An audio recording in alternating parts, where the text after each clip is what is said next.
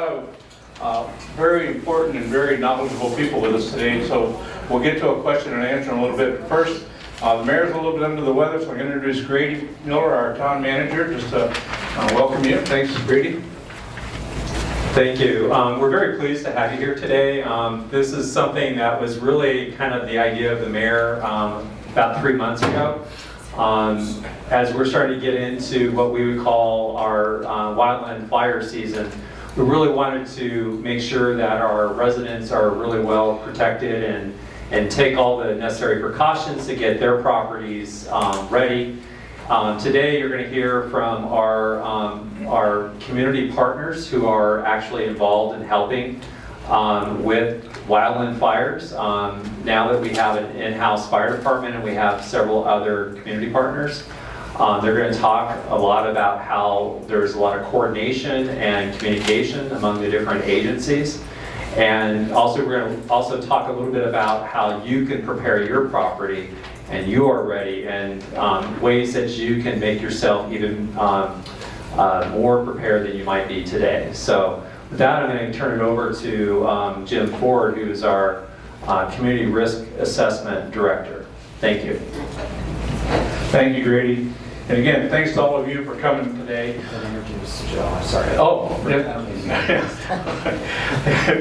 We have Councilperson Joe stand up and wave. He's helping us with some wildland stuff. I'm trying. No, I'm not introducing my brother. No, go away. I think you're the only councilperson, former councilman. You got Ron. ex-councilman. Ex-councilman Ron. But who we have with us today is we don't have John Truett's not here yet. He might still be coming. Daisy Mountain Fire District. Deputy Chief Dave Hamilton will talk about some of the stuff that Daisy Mountain has, and specific to CAR 19, which is specialized wildland fire response. We have Maricopa County Sheriff Captain Dave Letourneau, who's with us, one of our partners. And then we have, if I can say this right, Brad Woodholm. Correct. Close? Yes. He's the fire prevention officer for the Tonneau Forest. Tonneau Forest is also one of our partners. As Grady mentioned, these are all of our partners. So I'm going to let them introduce themselves first and tell them what they're doing to get ready for the upcoming fire season. We expect this to be a very active one. We expect it to be very intense at times, but we'll have them introduce themselves and talk a little bit about their departments, and then we'll go into a quick presentation. So who wants to go first? You. The new guy. Use the microphone. Hello. There you go. Hey. All right, so my normal audience are fourth graders, so bear with me. We have a program that we use the fourth graders with, so I go to the fourth grade and they get a nice little pass and they can go to any of the national parks around. And so they're my normal audience, but I got thrown into this. So we have our division chief and our battalion chief are both at our spring fire meeting for the Tonto National Forest. So I got voted to come here, well, I'm told to come here. So we normally have, and we still have, our 2 fire engines that we have at the Cave Creek Station, which is on the corner of Bartlett and Cave Creek Road. When we get into the meat of the fire season, we'll get other engines and hotshot crews from different areas. So we normally pull from Montana when they're not having their fire season, and they'll come down and help us. We also have 3 hotshot crews on our forest. So Mesa is the closest one. So if they're around, they're a national resource, so they're not always available, but if they are, they'll come over and help us. I don't know how many of you all were here last year, but we had a very, very, very active desert fire season last year.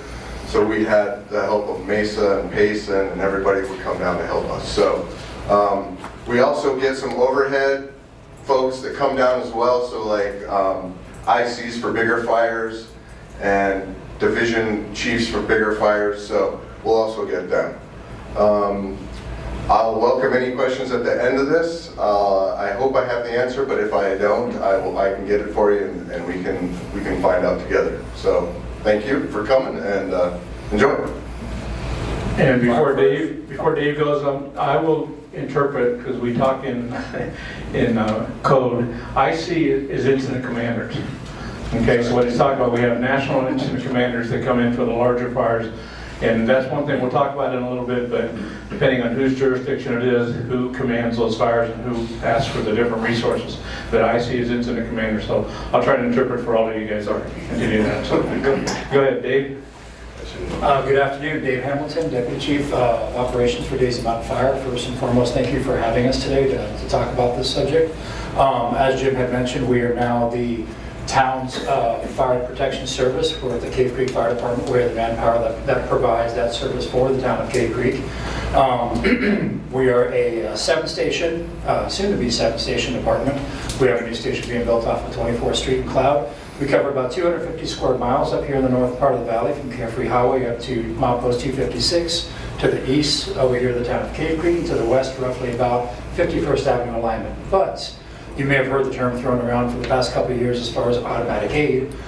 What that means is we have a no-border system with our surrounding fire departments, such as Phoenix and Scottsdale and Glendale and things of that nature. So pretty much you have the resources of 30 Valley Fire agencies at your disposal for any type of major events that may happen inside the town. For those of you that were here for the Alcatillo and East Desert Fire, you saw a portion of what those resources do bring to the town and the type of services that we're able to deliver as a fire service. What we are doing to prepare for this season, as Jim had mentioned, is we have what we call our CAR 19 program. And what that is that's just kind of a higher level safety officer program that we have within Daisy Mountain, and it's become more of a trend without other Valley Fire agencies to have these type of safety liaisons that work with our cooperating partners such as the Tano, State Forestry, BLM, those partners too that are able to come with the hand crews, they're able to come with the different incident commanders, and more importantly, they come with the planes. So those are really good resources to have in our back pocket, a really good partnership that we have with everyone to be able to have this inner working for those major events that we do have in these seasons. Wildland season seems to be a 24/7 thing now. It's no longer just a season, it's just a year-long thing.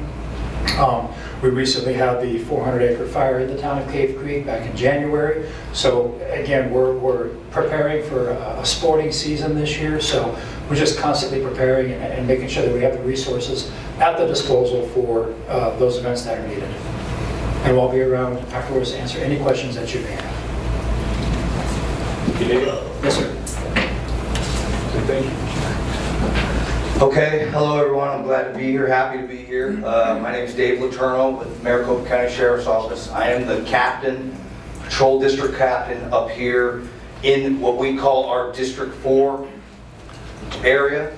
The county is divided up into 5 different patrol districts. This is District 4, which covers Carefree, Cave Creek, Desert Hills, and Anvil.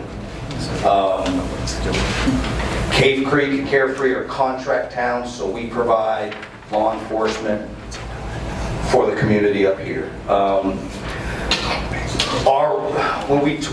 When we did this a couple weeks ago, we talked about roles. The sheriff's office role in a fire is, and we know our role, it's assisting the fire guys with what they need. So when we talk resources, our resources are bodies, deputies, volunteers, but we also have specialized equipment. We have a aviation division with helicopters. We do have some fixed wing planes that will be used.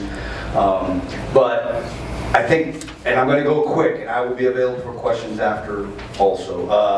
But I think where we play our role is when the fires get big and they encroach on properties and homes, our role is to evacuate, get people out of their homes if needed. We strongly suggest at times, by the word of the firemen, that people leave their homes. We don't do it until it's necessary. In moving people from their homes or displacing people from their homes, the first thing we have to do is find a place to send them. We don't just say, get out of your house. We'll use local junior colleges, we'll use high schools, wherever we can put people up and get Red Cross, wherever we can get in resources to help people that are displaced from their home. That's our role. Once people are displaced from their homes and we move them, then we hold the town down, the community down, protecting the property from looters. We don't want people coming in. You saw that in the California fires. We do the best we can to keep your property safe. Part of evacuation is also livestock, animals and stuff like that. And I know the plan in doing that is the rodeo grounds. So we will assist and aid people in moving their horses and whatever it is. Probably not going to move chickens and stuff like that, but the big stuff at the rodeo grounds. So there are plans already. We're ready to rock and roll when it happens. And then one more resource that we offer. So years ago, fire and cops could barely communicate with each other. We weren't on the same radio systems. We didn't have communication. We didn't have, it was hard to work together. I'm talking where we barely had radios, no computers and stuff like that. After 2011 and 9/11, 2001, Arizona, the state, created a fusion center. We call it ACTIC. It's Arizona Counter-Terrorism Intelligence Center, but we call it the Fusion Center. Out of that, we have a lot of resources. It's where city, state, county, feds, all are together in the same building. And when we talk resources, especially for fires, they created a position called a TLO, Terrorism Liaison Officer. They don't do much for terrorism. Now they're actively, we have TLOs, law enforcement has TLOs, fire has TLOs. Those guys have specialized equipment in a fire. They're the guys that will come out with the drones. They make sure that we're able to communicate with our radios. So we have that. We work well with fire on that. So it gets complicated, but it works. And I don't want to talk too long because I know Captain Jim's presentation is the most informative for what you guys need to hear as far as cutting back your vegetation and all that. It's very good information. So I'll be here for questions also, but let's get that going, if you don't mind. Thank you, Captain. And I'll talk briefly, since the Department of Forestry and Fire Management didn't make it. That's the Arizona Department of Forestry and Fire Management. John Truitt is their fire management officer. So when the events get large, as these guys were talking about, we reach out to our partners and we reach out to the state. At Cave Creek, when we had the fires in 2020, was not a cooperator with the state. And so if you want the aircraft and things like I was mentioned earlier, you have to go through the state. I've gotten calls the last couple of years to say, hey, can you bring your Cave Creek helicopter to us? Well, Cave Creek doesn't own a helicopter. We don't do that. The sheriff has a helicopter, thank goodness, that helps us with rescues. But when it comes to fire, we have to go through the Department of Forestry and Fire Management, and they have the specialized incident commanders that can do all that. There's a lot of questions on how much of those resources are here.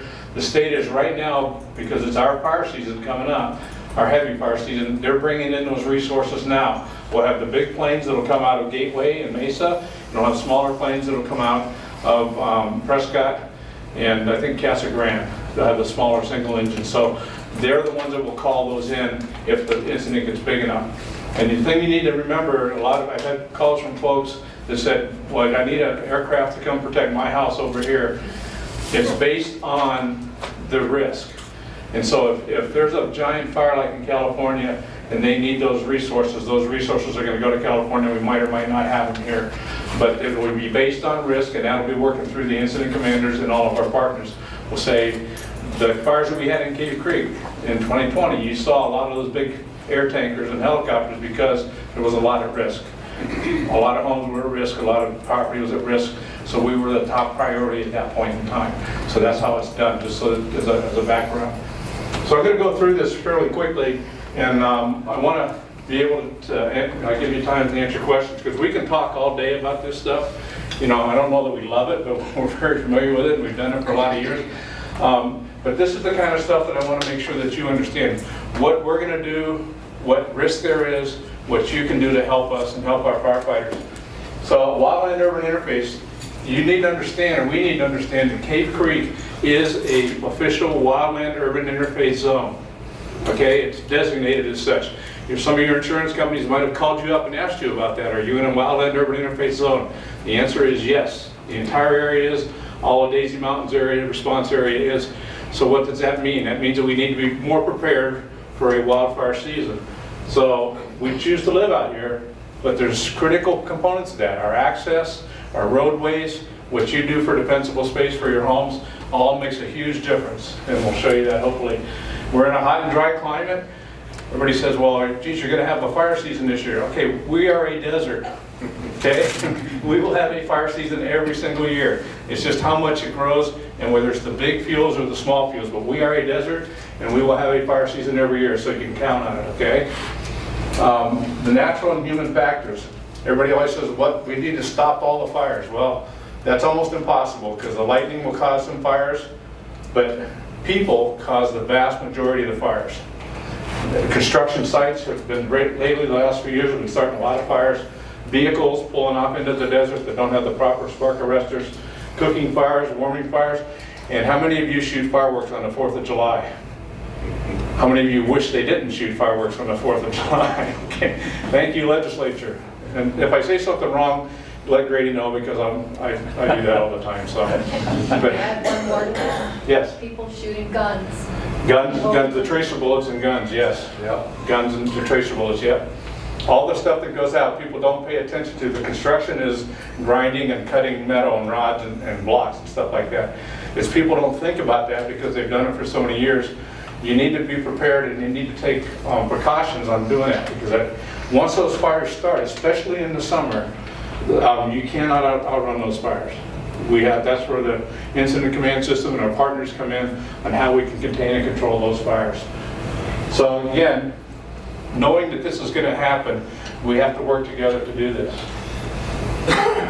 These are pictures from the East Desert Fire that we had here in 2020. Here's our priorities, okay? We know that we're going to have them. So the goal is to reduce the number if we can by people paying attention. And then the second part of that is reduce the impact. Okay, if you have defensible space or you have access to your properties, or we have access, or the responders have access, we can reduce the impact. So reduce the number and take measures to reduce the impact. But here's the priorities of our responders. First is life safety. And it's critical, like it says, access, egress, and evacuation. Can we get you in? Can our folks get in? And can you get out? It's critical. That's the number one priority. Second is property conservation. At times, these guys are going to have to choose which house they can save. If they have a house that's given us defensible space, they know they can save that one, and they'll concentrate resources there. If they have a house that's completely overgrown and the people haven't taken any measures to protect it, they might or might not be able to save that house. And we're not going to waste resources on things we can't save. Okay? Next is the fire containment or fire control. Understand, these things don't go out very fast. They're going to be looking at, we talked about the helicopters and the drones, they're going to go up and they're going to look at where is this thing going and where can we get to cut it off. They're just going to try to contain it, control the spread of the fire, keep it from jumping over a roadway, or keep it from going, through the wash or whatever we can do. But that's what the drones and all that stuff is for, to contain those fires. And then last is extinguishment. It might take a week or 2 weeks to extinguish those fires. The last one that we had in the Tonto, the point fire, you guys were out there for what? Almost 2 weeks, it seemed, just following it from Daisy Mountain across, north of Spur Cross. Okay, and you don't get a complete extinguishment usually. So again, reduce the number of caused fires and reduce the impact of those fires. So here's kind of what we've done. Here's some of the things we did. In January, as Dave mentioned, we had a 460-acre wildfire just north of the county park. I'm not sure exactly why that started. It was human caused, I can tell you that. It was either shooting or people out on ATVs that weren't areas they weren't supposed to be. But we had a 460-acre fire. Now that thing kind of crawled around for about 3 days. We protected the houses. We have the resources that we need to go to, and we just went to protect the houses and then worked on the fire when it came to us. We didn't actively address the head of the fire. Tonto came down in January and helped us put hand crews on those fires. Okay? We had the agreement with the Tonto, and I don't want to get you in trouble. You might have been a little bit out of your area, but they still come every single time we ask them and helped us do that. The Community Wildland Preparedness Plan, we're working with the county and the state on those to put together an overall plan for the community to make sure that we are doing everything that we can. We already did that on March 5th. We had you heard them talking about the regional meetings. We had a South Zone Cooperative meeting. And in that meeting was the Bureau of Land Management and all the fire departments and the TANO and the state Department of Forestry to talk about what resources. That's how come we know we're having the air tankers come into Gateway. That's how come we know all that stuff, because they told us this is what's happening this year, this is how we're getting prepared. But we all got together so we know that that's there. And the incident commanders know what they can do. What we've done in Cave Creek is we've already got 2 approved fire-wise communities that are certified by the National Fire Protection Association in the state. And you have to be a community of at least 12 homes in order to do it. You can't do it. You can do the measures on an individual house, but you can't get a fire-wise certification. Now, the insurance companies are probably going to start asking you, if you're in Whispering Hills, are you a fire-wise community? And there is insurance things. Just being in a wildland urban interface zone, they're going to start asking that because of what just happened again in California and what's happened recently up in Colorado and up in Oregon, that type of stuff. So these ones are the ones that I've been working with to get fire-wise recognition. Home evaluations, as soon as I got out here 2.5 years ago, 3 years ago, whatever it was now, well, I'll do a free home evaluation for you and tell you this is how you can best protect your property. Just call the town hall, talk with Roxy or me, I'll come out and do that for you, free. No charge, no nothing. I won't do the cleaning for you necessarily, but I will come out and let you know what you should do to make it a little bit better. By ordinance on May 1st, the town council said we're going to put stage 1 fire restriction. On May 1st, we put stage 1 fire restrictions in place. What does that mean? That means every time you get a permit, you get guidelines on how to make your construction site safe, what you need to do as a contractor so we don't have the construction fires. CAR 1419, that Dave was talking about, the specialist on wildland fires, is up and running on May 1st. We up our wildland response. We have 2 extra firefighters and we staff our brush truck. So instead of 4 firefighters and 2 on the ambulance, we now have 4 firefighters on the engine, 2 on the brush truck, and 2 on the ambulance, because we get a quicker response with our units that we already have that the town has already purchased. So we're doing all that stuff. The permits that go out, we're warning people. We're getting ready to say, be prepared for this. We did the 2 wildland preparedness events. We did one on March 13th at our fire station. And if you haven't toured our new fire stations, I encourage you to stop by. It came out great. The town did a great job on building that fire station and setting it up for our response. And then we have the one today. We had our first free community brush drop-off events. We do this every single year. We do 2 of them. Usually it's either in February or March and April. And we have a Saturday. If you bring your stuff to the water campus on Carefree Highway, we will take it free of charge. We will put it in our dumpsters. We'll pay for it. The town will pay for it. We probably average about 20 tons of material per event. If you've done it or not done it, I think we've done 9 so far, but we probably average at least 20 tons per day for that Saturday. It's from 8 to noon. Come on by. It's for town residents, but you can bring it to us and just drop it off. Throw it in your pickup truck, put it in your trailers. We're doing another one on a week from Saturday at the water campus. That's our second one this year. So if you have stuff and you have people that have picked it up or you've cut it, bring it to us. You're a town resident, bring it to us. You don't get charged to dump it. We'll pay for all of that stuff. Okay, we've done that. This is our 4th year of doing it. So we're trying to do all that. I want to go back real quick to the CAR 1419, the specialist, and why do we have specialists for wildland fire? And it's most of the departments now. Scottsdale has some, Daisy has some, Phoenix has some, Peoria has 19. The 19 CAR number is named after the 19 firefighters we lost at Prescott. Okay? It's a specialty position, specialty extra training, specialty wildland position. The departments have picked it up. We're trying to protect our folks. We're trying to protect the community because of what happened up there, that terrible tragedy. That's why it's a CAR 19. So Daisy Mountain is 1419. Scottsdale would be, what are they saying? 16, yeah, 16. Anyway, but that's what the 19 numbers mean. So if you see one of the guys driving around with a 1419, he's a wildland specialist, and all he does is help us respond and control those fires, okay?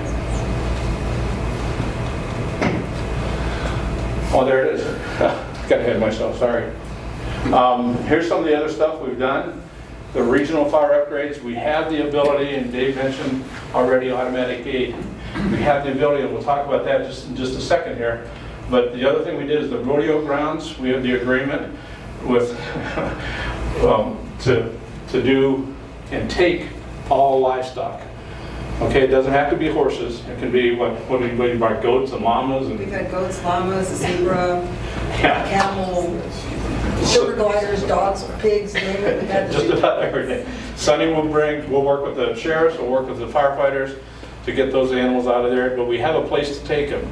And it's not just for Cave Creek. Understand that if we have a big fire in New River, it's gonna come over there. If we have a fire down in Rio Verde, we'll take all those, it doesn't, but that's set up, the town has set that up to do that, so we have a place to do that. So typically, on a brush fire, let me use my little number here.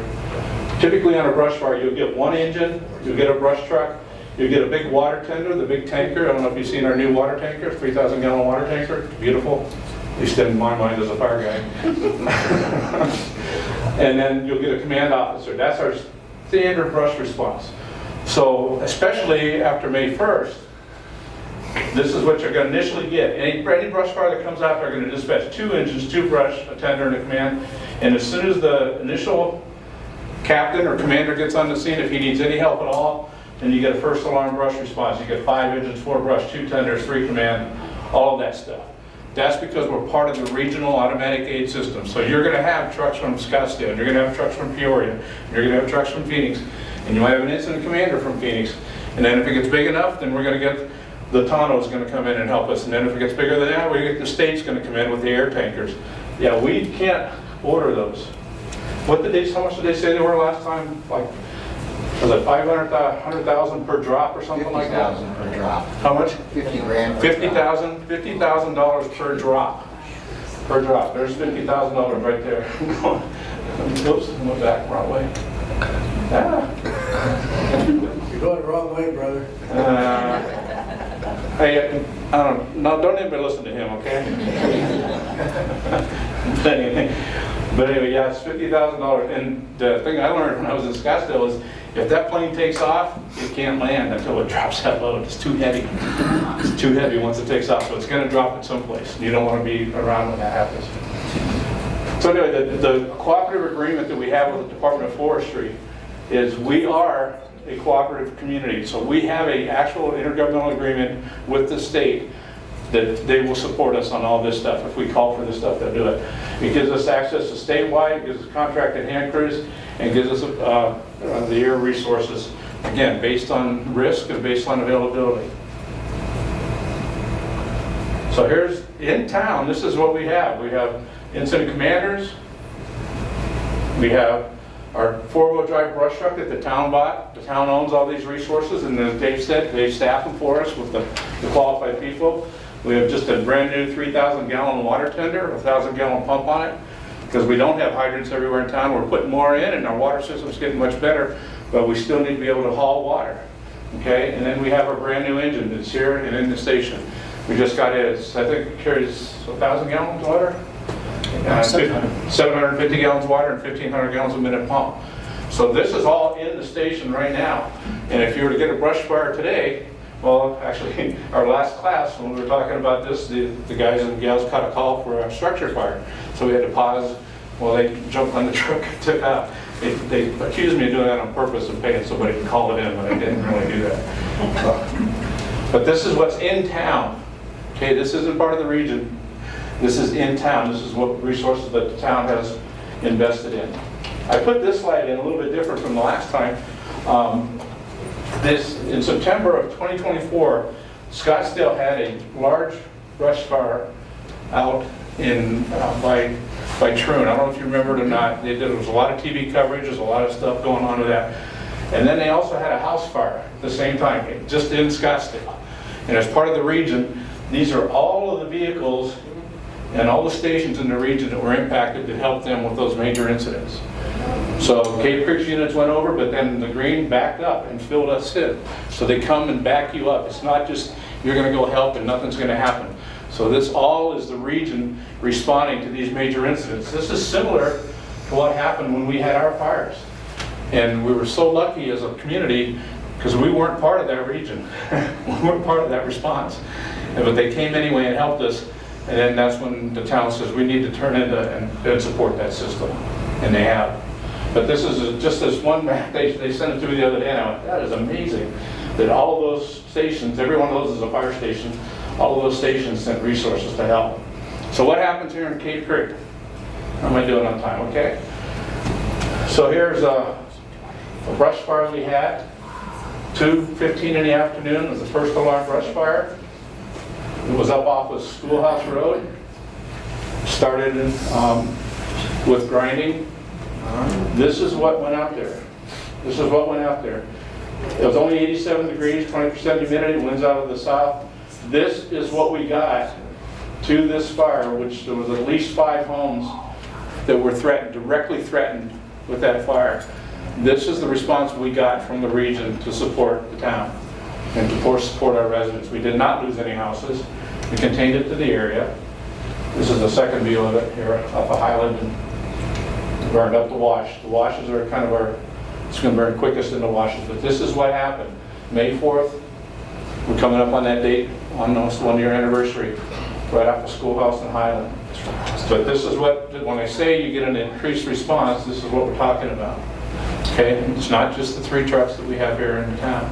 It's the region comes to help us. Now, okay. Now, as Dave mentioned, we're having off-season fires.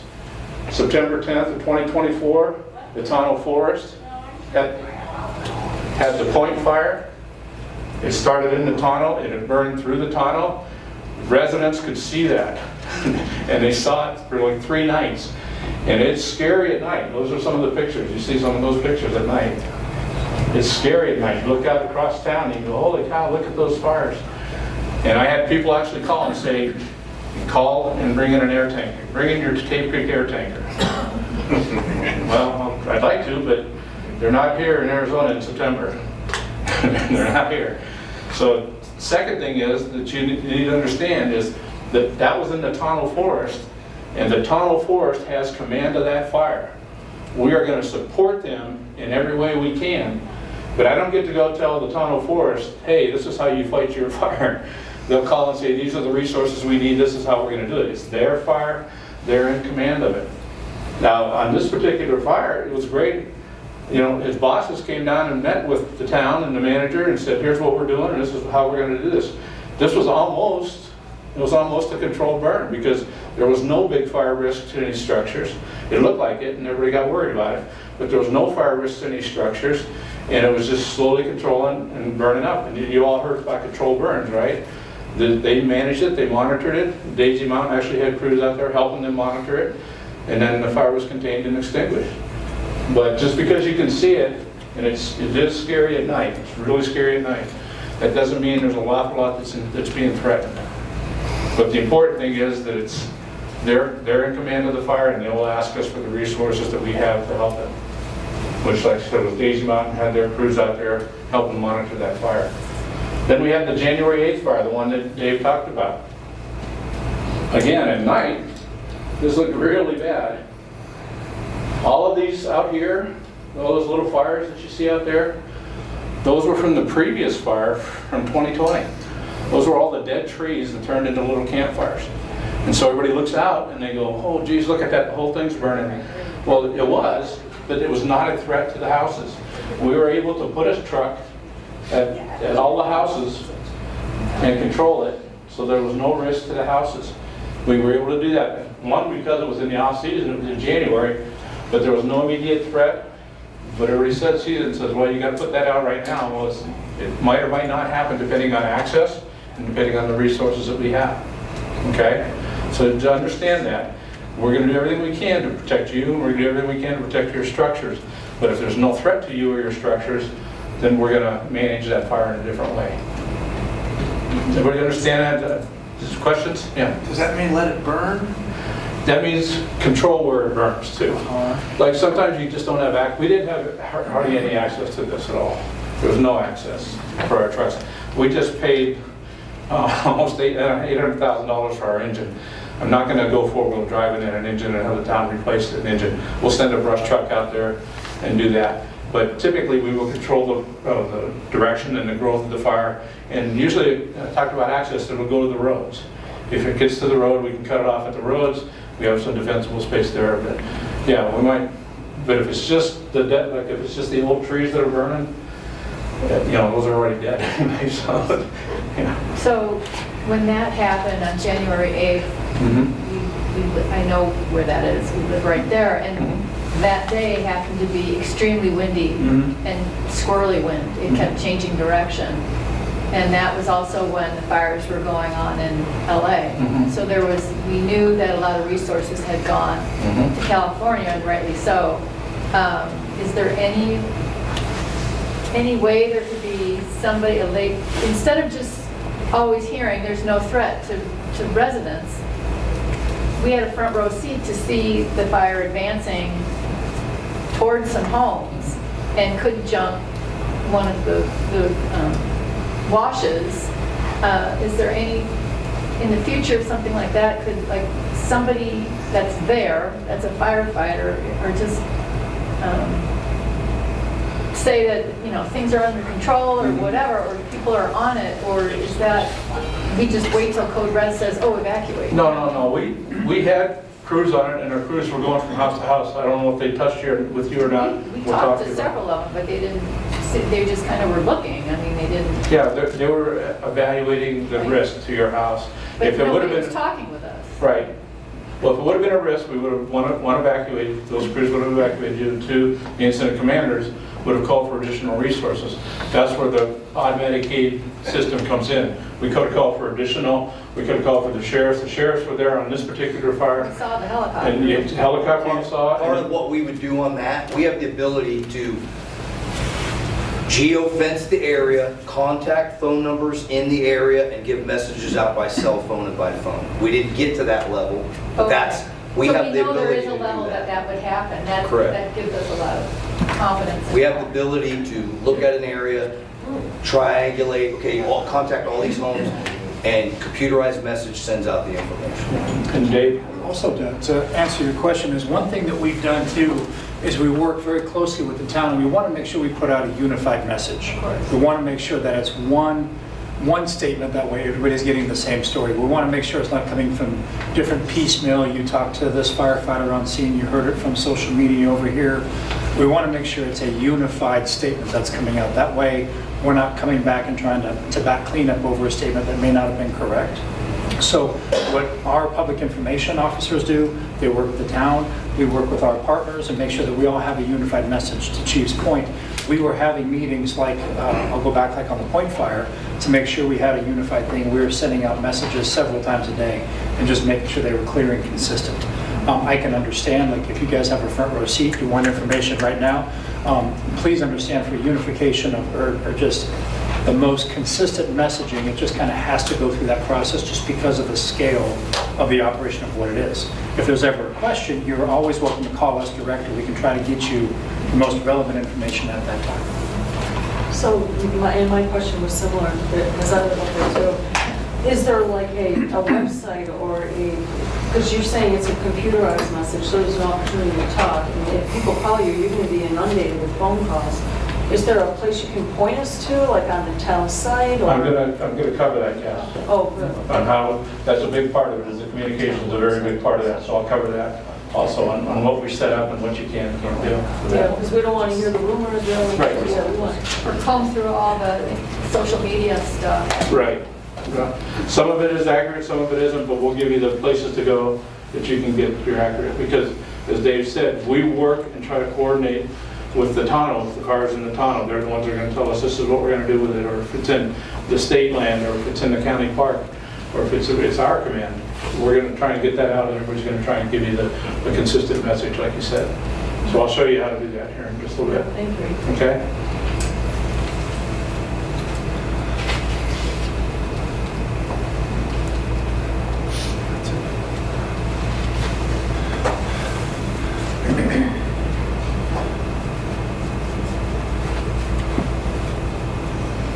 Oops, went too far.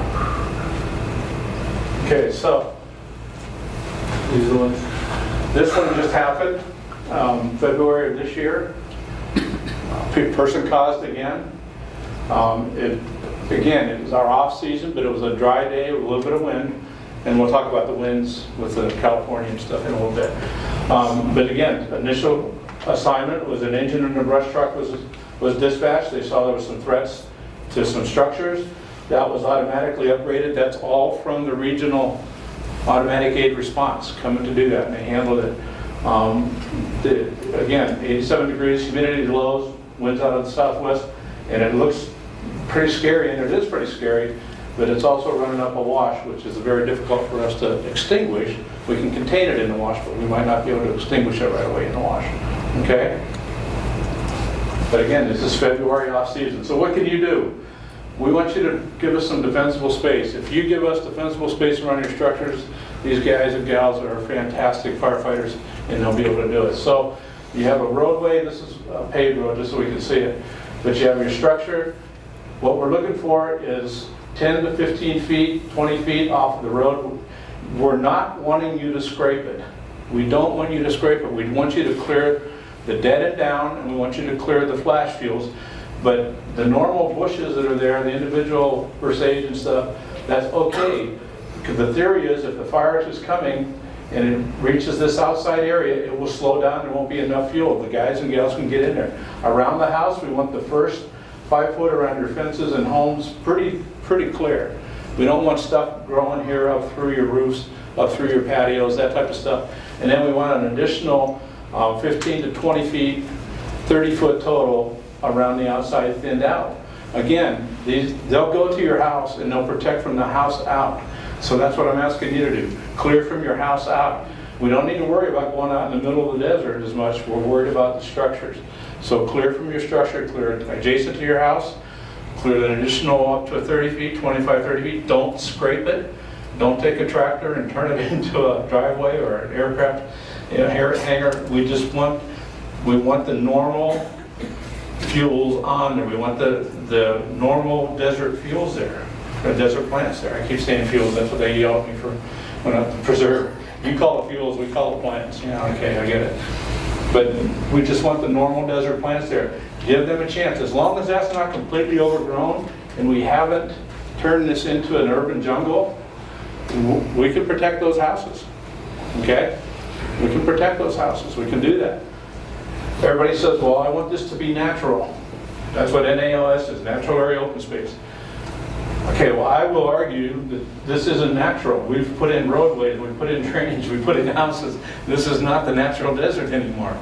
So yeah, we want the natural desert as much as we can, but it's not natural anymore. So it's up to us to maintain that in the best way we can. Does that make sense, hopefully? Okay. So again, here's what you can do. The handouts will tell you all this stuff. You know, what we want in and maintained is what we're looking for. I get a lot of questions saying, well, my neighbor hasn't done anything, and I'm worried about my neighbor. And my response is typically, did you do your house yet? Well, no, we haven't done our house yet. Okay, do your house, and when these folks respond, they'll have a choice to make between a protected house and a non-protected house. Okay? Give them the opportunity to do that. Do your house, and it doesn't matter much what your neighbor does because they'll be able to protect your house. Okay? That makes sense? This is the big fires we had in 2020. This fire came down off of the mountain. This gentleman had thinned out a little more than we like to see, but he has defensible space. What happened? It burned right up to it and stopped. Right? That's defensible space. Those are the pictures, examples of them. This was a blowing fire. If you were here, obviously you saw that in 2020. We had the 2 fires. This could be a little bit more. I'll show you some additional pictures of that. But if you're on a hillside or adjacent to larger parks or stuff, you know, you can do a little bit more. But, you know, give our folks a chance and give them access. And you'll be very pleased with the outcomes. So what are we doing here? So here's a roadway. Here's an easement to a house. This had never been touched. Everybody says, oh, that's natural. It's not natural because you have your road here. The drainage is different. We want the desert plants. We want the trees trimmed up a little bit. There's nothing underneath. There's no threat to this house now. It's maintaining it, okay? You can put some burst age in here, you see some burst age and stuff. This is what we want it to do. We don't want it to be overgrown. This is the drainage areas. If you have drainage areas or culverts around your properties, this is what's going to happen. These are all invasive plants here. This is all going to just be completely taken over. This is an area here in the North Valley that I don't know that our folks, our firefighters, can protect these houses. If a fire starts here, and somebody crashes or pulls off or starts a fire, everybody says, well, why didn't you protect my house? Well, I don't think they have a very good chance of doing that. They'll do everything they can, don't get me wrong. But if these folks had not done anything around the fence, the trees connect into the backyard, connect to the patios. If that's the condition that the firefighters respond to, then there's a good chance that they might not be successful. Okay? So that's what we're trying to address. This is the easements. I talked about easements and access. The roadways, we're not asking you to scrape it again. We just want you to thin it out, cut your trees up a little bit, remove the flash fields, give our folks, guarantee our access for our responders, and they can get in. This is an open lot that's never been built on, but they cut back and took the flash fields off of that. These houses are protected. They can get to these houses. Okay? We don't want you to scrape the desert. We just want you to maintain the fuel loads, maintain the plant loads. Okay? So here's a house that was a little bit aggressive. And this is what we're always afraid of. We say, okay, give us defensible space, and they come in and they take out almost everything. That's not what we're asking for. Here's one where the first 5 foot of the wall is pretty aggressive, but you still have your burst age, your cactus, and everything here, and your trees are trimmed up. This is what we want it to look like for that, let's say 20 feet, 30 feet from your wall or from your house. That's what we want it to look like. Yeah, question? Well, this year's been a little unusual compared to the last few years because we just haven't had the stink net that we've had for, I don't know, at least the last 5 years out here. Mm-hmm. The stink net to me is pretty scary because it's it goes up very quickly. Where I'm going is if you have land that has trees and in particular saguaros on it that you don't want to see die in a fire, it seems like you got to remove some of the stink net from around those trees and those particular saguaros. I have a buddy who has a 5 acre plot up on the hill that was caught in the Ocotillo fire, and pretty much everything, he hadn't even built a house yet, so there's nothing to protect. But everything on that plot was destroyed. Every living thing was destroyed. And that's not too fun to build a house on a piece of charred desert where all you got is skeletons of saguaros.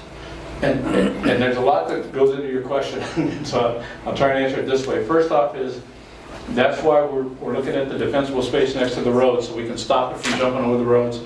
The flash fields is the stink net. The stink net will grow and it'll dry out and it'll turn into the flash fields. You can do that. It's also an invasive plant. So wherever you can get rid of stink net, that's okay. Take out stink net if you'd like. Specifically, if you want to protect your saguaros, and I've dealt with this for 20 years and worked with the folks at ASU. If your saguaro is completely overgrown at the base with stink net and flash fields and dead bushes, then it's going to boil in a fire. Saguaros are made to live through wildland fires. We've changed that. We've changed the environment with the stink net and the other stuff that we've grown here. So if you just go out and do a 2 or 3 foot circle around the base of a saguaro and you have a fire, it's going to blow right through it. It'll burn your needles off and burn through it. We had the real fire in Scottsdale, and we killed probably 70% of the saguaros over there. And that's when we worked with ASU, and they said, why did we do that? And they said, here's what's happening. All of these invasive plants are here and turning these saguaros into campfires. And if you boil the saguaro, then that's when you're going to lose it. If it's a normal situation, it's going to blow right through. And you'll save 70% instead of lose 70%. So that's, if you have a large property and you have a bunch of saguaros that you love, just clear out around the base of it, and that'll help protect your saguaros. Cool. Does that make sense? Yeah. I just want to make sure I understand those. So if you create the 30 feet of defensible space, but we have an overgrown wash behind us, are you saying don't worry about that, or should we get into the wash? Because it doesn't look anything like that. Do we need to get it to that point? You're going to have a hard time maintaining a wash, okay, because you get so much. But what you can do is where the wash comes up against your house, this is kind of a wash picture here. This is a drainage area that's running through here. You can thin out from your structures to the wash. That's So- good enough. So you can do, if you give these guys 30 feet, 40 feet, and it runs up the wash, the fires out here are gonna burn typically from the southwest to the northeast. That's our summer winds, okay? And if it runs up the wash and it's not burning any houses, because most people don't build in the washes, some people do, but most people don't. But then we can protect that. Give us the opportunity to get in between what you're worried about and what you want us to protect. Okay? So what's our community fire risk? Again, there's our air tankers that we depend on the state. These are the East Desert fires. This was, I believe, this was the one in February. Most of the fires start in the residential areas. And so we got two goals. We don't want the wildland fire to get to your house, which gives us a defensible space. But if we have a fire start at your house, we don't want it to get to the wildland fire, and then we got to chase it for 5 days, okay? So that works both ways. And then again, we're going to use the resources that we have. Sometimes helicopters are better, sometimes air tankers are better, but it's going to be up to the incident commander to make that call and the resources that are available. Okay? Communications. Ta-da! I told you I'd get to it. How much time do we got? You still have time, 50 minutes. Okay.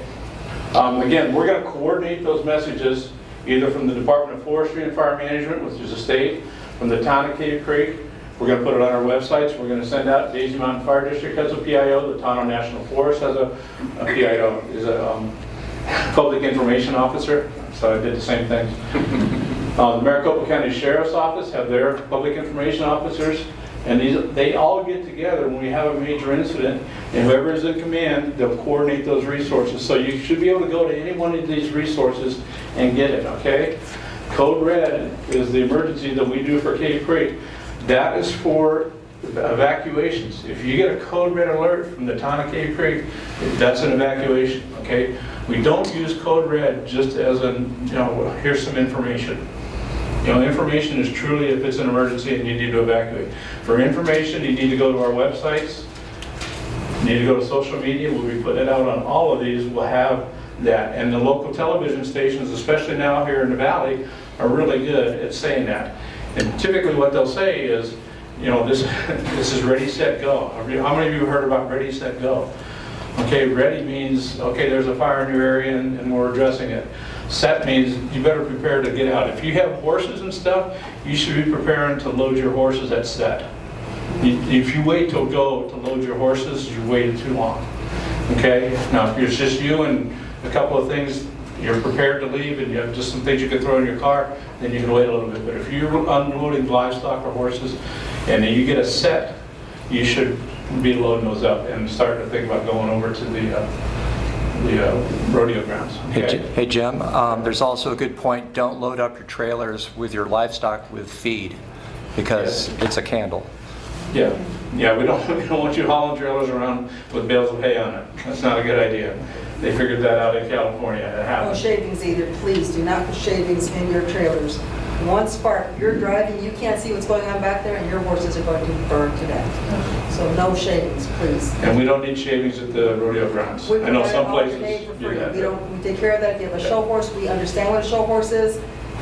Those will not stay at the rodeo grounds unless you ask us to. They will go to somebody's reputable barn that we have already vetted. Okay. So if you're not signed up for Code Red, get signed up for Code Red. Could you explain what Code Red is? And who puts it on and what's... It's a system that we have contracted with the town that will alert, we will say, similar to what the sheriff said, we need folks in this area to evacuate, and it will contact you and evacuate you. You sign up for it, and you're in the system already. So it's kind of it's very similar to the geo code thing. It's a reverse 911 system. Yeah, but it's voluntary. We don't do that. He can do it, but it's through the sheriffs with a little bit more. We're going to contact everybody. Code Red has to be voluntary. You have to let us know. So you have to sign up for it. You have to sign up. You don't have to have the app open though, to have it. to get the reverse? No, No. you like the storm things that you get, you know? Oh, okay. You get text messages, and you get to choose how you want it. If you want the information to come by text or voice messaging or emails, you choose which kind of method you want to be notified by. And Bo, that's on the table for anybody that It's on the needs- table. All that information's on the table. Yes? I had a question about how you rate the risk of embers flying around from structure to structure, and what could we do to better protect against that if needed? The best thing you can do for embers is have a Class A roof, which is tile or shingles, Class A shingles. The embers and the tracking of the embers and the tracking of the track of the fire is going to be up to the incident commanders. That's where we can use the drones, that's where we can use the sheriffs, we can use the firefighters to say this is where it's going. That's why they're very tuned into the weather on that day and the wind and how far it's carrying, and we will check that stuff. And I know where you're going with that, with Lahaina and with the Palisades and stuff like that. And I'll talk about that here in just a second. Any questions about this part before I go forward? Everybody? Yes? Jim, if you have a house that's stucco and your roof is tile and it's a gable roof, they have tiles that are vented. They're called O'Hagans, and it lets hot air out of your attic and get out. What's the risk factor with embers getting in there and burning? Let's say getting in your attic and burning your house from the inside out. Again, there's so many factors for each one and variables, but typically if you have the vented attic area and you have the screens, the little screens on there so you don't get the birds and stuff in your attic on those, then it's pretty low. It's actually pretty low. And then those are the crews that these guys are sending around to evaluate that risk. They'll say, okay, we got embers going towards this community, and they'll put crews over there. They'll put the Car 19 guys or whoever they need to over the sheriffs. Are we getting embers in this area? And then they will assign resources to that. But if you're, the screens, the small screens, like on the top of fireplaces and on the holes for your attic and the construction, if you have that, will hold out most of that stuff. Okay? If it turns into an attic fire, which is why we're talking about the laddering and the fuels outside going up into your attic, if it turns into an attic fire, it's very, very difficult for your responders. Very difficult for responders. Yeah? Well, I got a flat roof, which I know a lot of people do have. And Okay.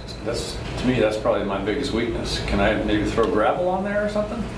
No, but you don't want it to accumulate the dead leaves and all that stuff. There's a lot of people that have flat roofs that have had them for 20 years and have never been on them. That's the stuff you got to keep off of your flat roofs. Because we'll check them. If we know that there's a flat roof, the crews will check if those are risks. So embers can travel a few miles at a time. I mean, the Cave Creek Complex fire was so big, we got embers that hit our driveway from 2 miles away. True. And I also want to say that there is a company, and I've got the information at home, I'm going to get a hold of them, that does put a type of surrey on your roof that can protect you. I don't know if you've heard about this. Yeah, it's like a cementatious coating. Right. Just a little, like Yeah. a layer of cement. Yeah. Yeah, some of the insurance companies will provide that.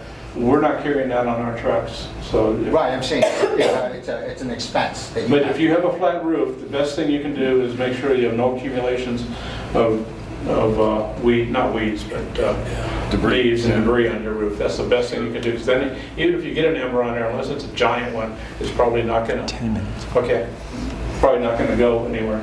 Hey, before you move from that one, Yep.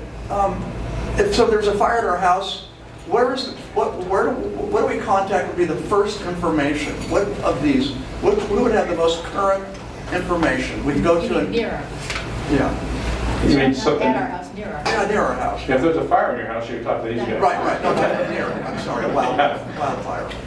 But probably I would start with cavecreekaz.gov, Okay. because if it's in our area, we try to put out, if these guys are responding to a brush fire, and I know, okay, we got a 10-acre brush fire off of Carefree Highway and 56th Street, we're going to get with Bo, and we're going to put up a notice, hey, there's a fire here, these guys are on it, we're responding to it, at least let you know that we're taking care of it.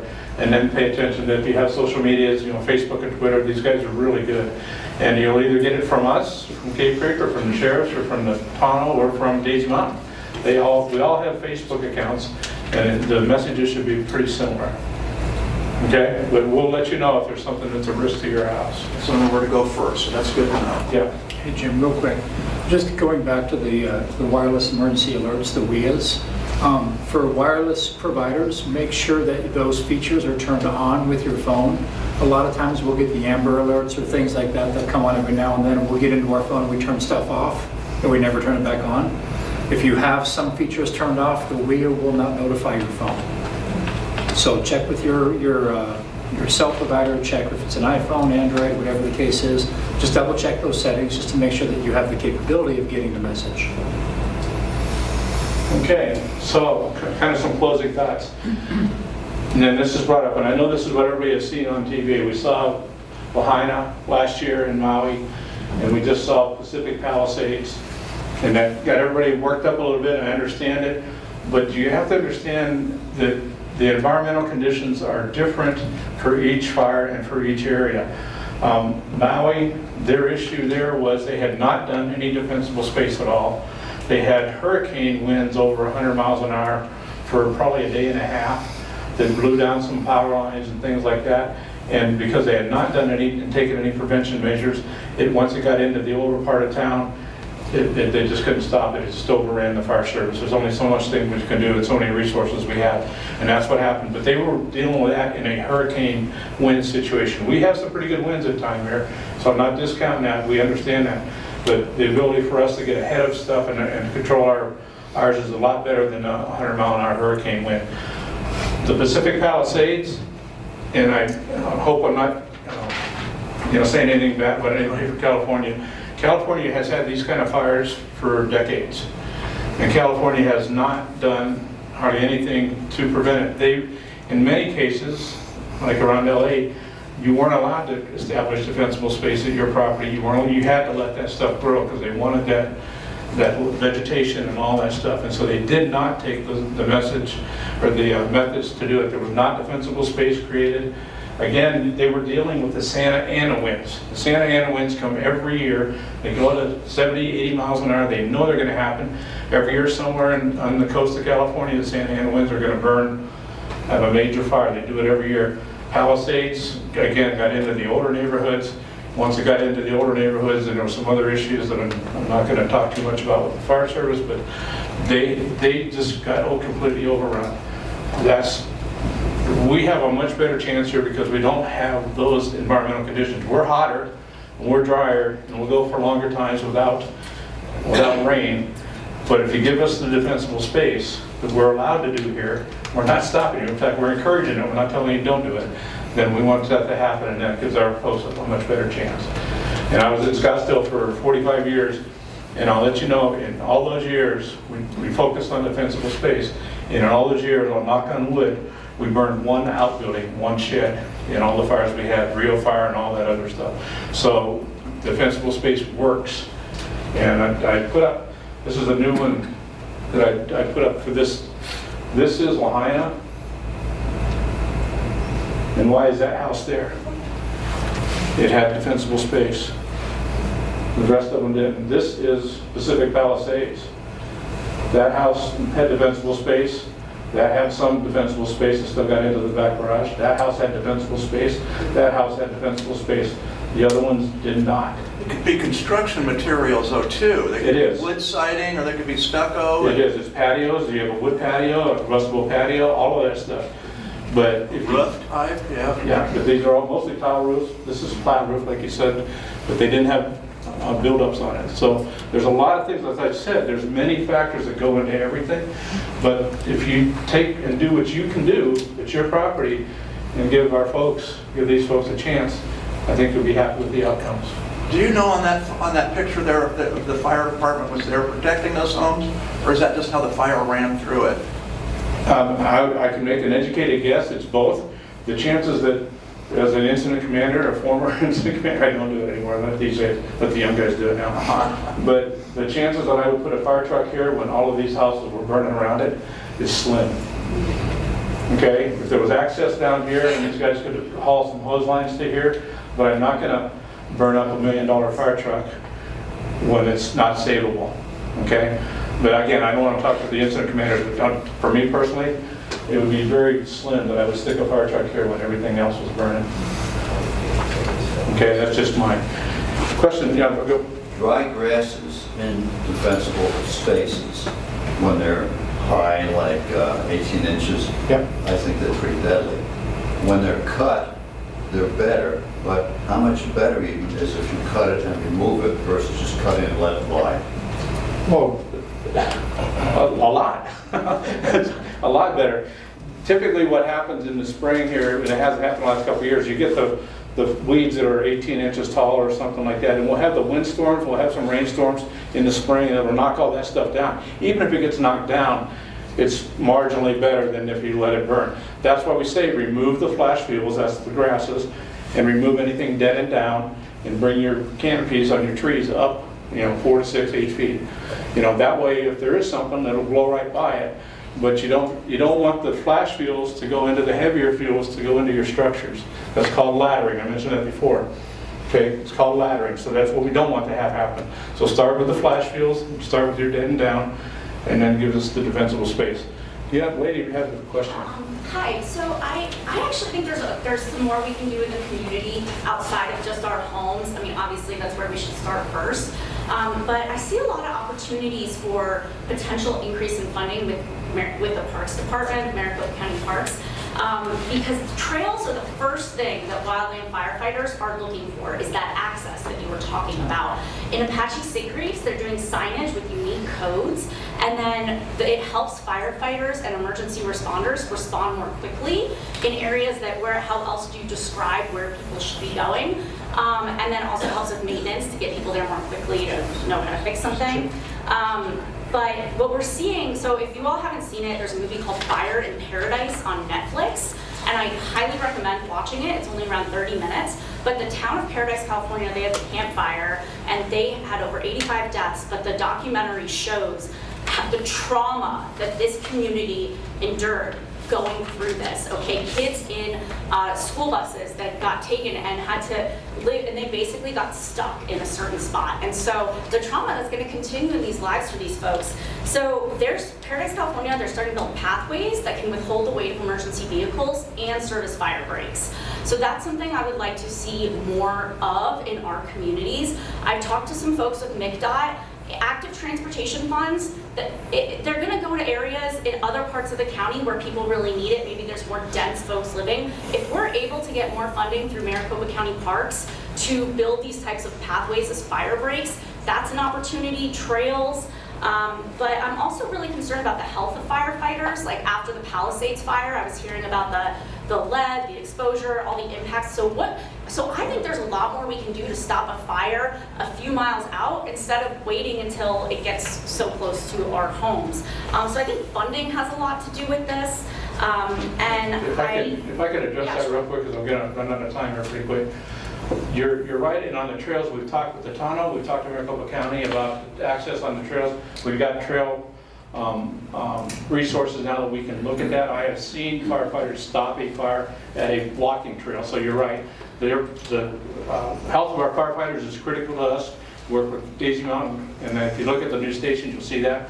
So I don't know if it's the funding for that, but we are working on that. And there's actually a North Valley area network where we're talking about the trails and what we can do with all that. So that's a really good point. But understand, a lot of that stuff happens behind the scenes. What I'm trying to concentrate on today is what you can do to help these guys when they come. We'll worry about the fires out in the middle, and if I burn an extra 10 acres out in the TANO, I'll worry about that with the TANO. But I'm going to protect lives and structures first. And so I appreciate your point, but we understand that, and we're going to do what we can to do that. I needed to give the time, a little bit of time here to the councilman. He had a quick comment that he wants to make and what he's trying to do. And so before I do that, I again want to thank you for that. We'll hang around for a little bit. I know the library's only open till 5, but we'll hang around and answer other questions for you. But thank you for coming, and Councilman, here you go. Thank you, Jim. And I'd like to praise these guys, give them a little applause. So I've been out here in Arizona for 44 years from Detroit. And anyway, I've been here 25 years in Cave Creek, and I've seen what's gone on here. I've seen the big complex fire, etc.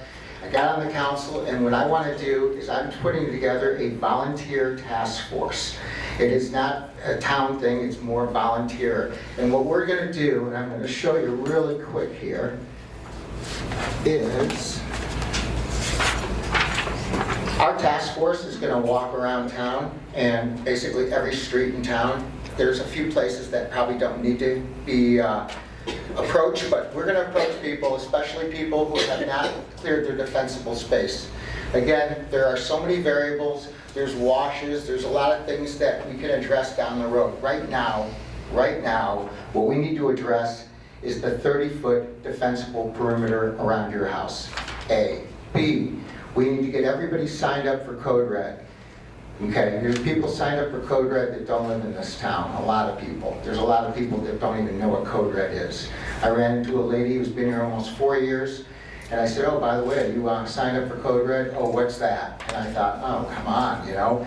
We've got to get together as a community, and we've got to help each other out. When your neighbor hasn't done their property and you've done yours, you know, unless they're like horrible people, go over there and talk to them, you know. Be nice to them and tell them, you got to clear your defensible space. I mean, it'd be nice if you could clear more space on your property without, you know, scraping and all that, but the bottom line is you've got to get that 30 feet. That's A, that's the start. So my little group is going to go out there, and we're not going to focus on the whole McGillicuddy, because people don't have the attention span, and they just want to know what's the deal. The deal is defensible space, Code Red.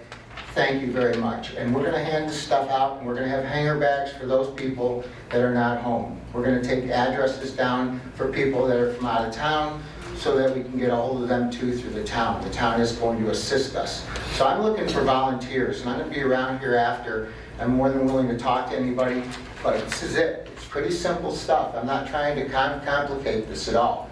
You know, clear your brush, sign up for Code Red, and also the town does offer free property inspections, so they can help you out with that. You know, I spoke to the mayor this morning at length. He likes this idea. I want you to know that the town has come a long way since I've been here, and probably since it incorporated. It's getting a lot better now. Things are going, you know, looking forward. You know, it's not perfect. It's not a perfect world, as we all know, but we're trying to make it better. And my theory is that the town has been making this effort for a long time, but some people aren't on Facebook or social media. Some people don't pick up a newspaper. A lot of people get their mail down there, and I hate to say it, but I see some of these publications in the trash. The day that they hit the mailboxes, they're piled up this high. So they're not getting the message, okay? I was an intern for a politician 40 years ago, and he had a pair of shoes above his desk with holes in them because he walked from door to door. There's no way better than to communicate face-to-face with your neighbors and people you know than to get the word out. And I hope people will join me.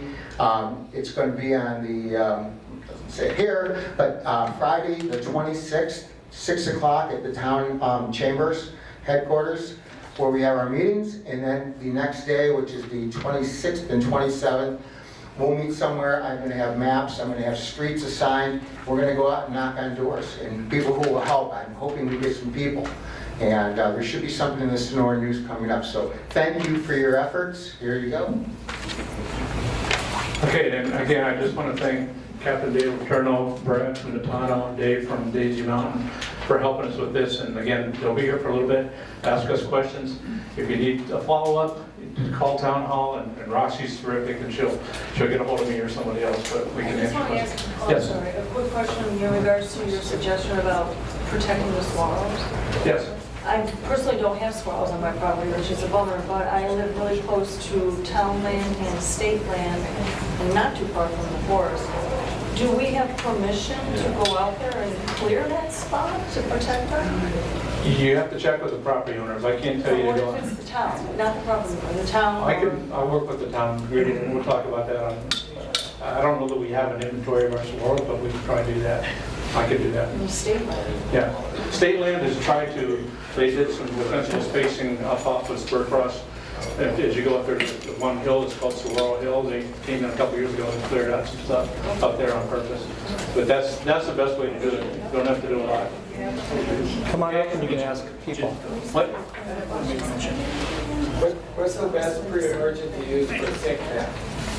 I don't know that there is a best one for stick net. They're still challenging it. They're still testing that at the parks. The park system, Maricopa County Parks is testing all that. Okay, I think we're running out of time because the library closes at 5. So thank you very much again for coming. And I really, Do you have any questions? I want to thank Black Mountain Church for the oh yes, water. I'm sorry. Thank you, Black Mountain Church. And also too, they're